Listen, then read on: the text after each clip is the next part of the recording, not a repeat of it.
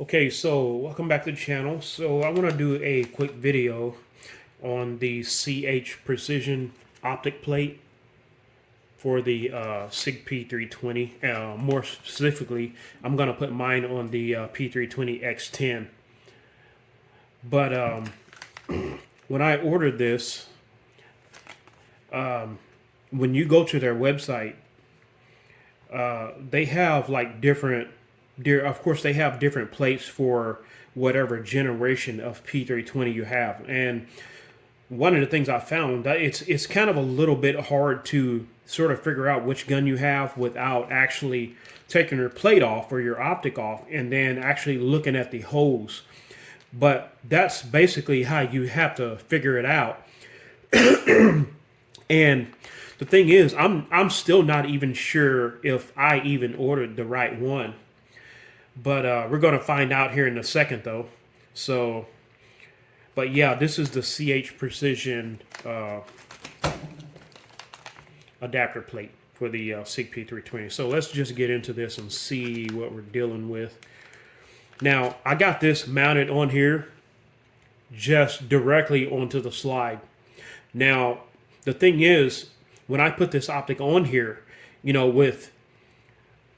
without the screws, you got a little bit of movement, a little bit of play in this optic. So you have spaces on both ends. Once I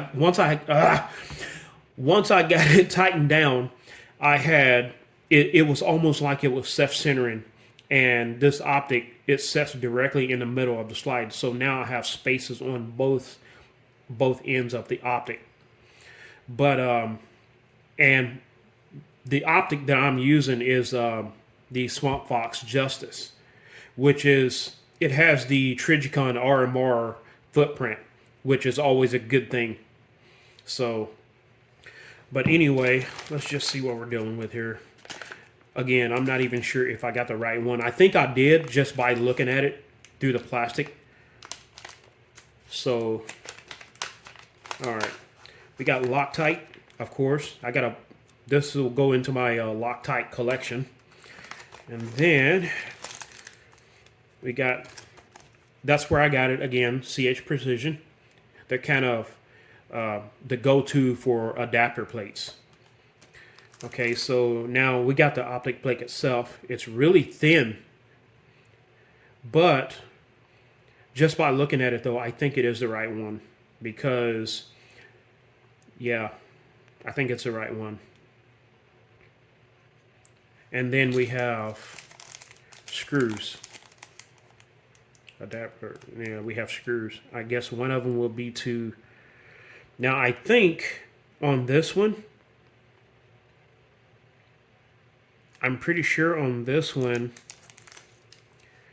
I don't know, I'll have to get that optic off and then find out, I guess. But I think on this one, I only use one set of screws because the P320 slide, this is what it doesn't have. And with 10 millimeter, you definitely need those for sure. You definitely need those for sure with 10 millimeter. I mean, it's a powerful round, and there's some recoil there with 10 millimeter. But I'm not going to do a video install because of YouTube's gun policy. I'm going to have to cut away, take that optic off, get it installed, and I'll show you if I have any issues. I'll let you know if I have issues, but I'll come back and I'll show you how it's going to look. So stay tuned for that. Okay, so I got it installed, as you can see, and so I guess it turns out that I did buy the right one. So, but as you can see, we're clear. Empty magazine. But it's really a thin plate. You know, it's really a thin plate. But the only thing you're looking for, the only thing that I was looking for is the whatever you call those things, the little, I don't know what you call those things, the little riser things that comes up to take the recoil, to keep all of the recoil off the screws. But that's basically all that you're looking for in this in this optic plate. But the only issue that I ran into was when I got the screws out and go to put them back in. I had put so much blue Loctite on their screws that I couldn't hardly get that screw back in, and it was sort of corroded with a bunch of Loctite, and so it was hard. It was kind of hard to get that screw back in. But when I went to use the where are those screws? Let's see here. When I went to use the screws that actually came, the C&H precision screws that actually came with it, they did work. It was the right size, but on the C&H screws, the heads are a little bigger, and when I went to put them in, they covered both sides of my battery tray. So as you can see, I don't know if you can tell on camera, but the C&H screws are a little bigger. The heads on the screws are a little bigger. And when I put them in, they covered part of the battery tray. So I could not use the C&H screws because I would not be able to open my battery tray, you know. But they are the right size as far as length and you know, width size for this. Now I suppose if you have a different optic, you know, not the Swamp Fox, the battery tray is different. On the optic you have, these screws will probably work. So they would not work on the Swamp Fox because of that reason. So I had to use the screws that actually came with the optic itself. But and then the P320, of course, like I said before, when I went to set the optic on here without an adapter, you had that little bit of back and forth movement.